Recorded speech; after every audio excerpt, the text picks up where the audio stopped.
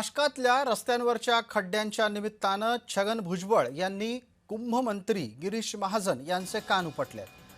खड्ड्यांच्या निमित्तानं छगन भुजबळ यांनी संताप व्यक्त केलाय। इतकी वाईट परिस्थिती नाशकात याआधी कधीच नव्हती असं भुजबळांनी बोलून दाखवलंय।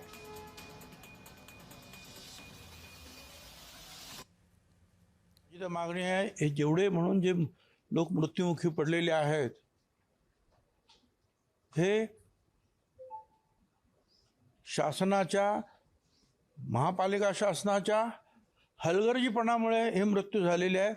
त्यामुळे जसे एकाला जो न्याय दिला आणि 10 लाख रुपये दिले गेले तशीच रक्कम सगळ्यांना दिली पाहिजे। अर्थात त्याने काय गेलेला जीव काय परत येत नाही, तो फार महत्त्वाचा भाग नाही, पण ते पण केलं पाहिजे। आणि ही जबाबदारी जी आहे ही कोणीतरी घेतली पाहिजे। मी तर असं ऐकतोय की महापौरांचाही कोण ऐकत नाही, आमदारांचंही कोणी ऐकत नाही। हा काय बजबजपुरी मांडलेली आहे या शहरामध्ये।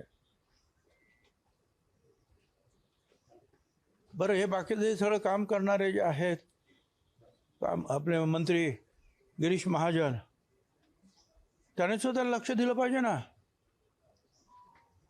कुंभमेळा आमच्या नाशिकमध्ये व्हायला पाहिजे, पण तो आमच्या मुळावर येता कामा नये। आमची माणसं जी आहे मरता कामा नयेत,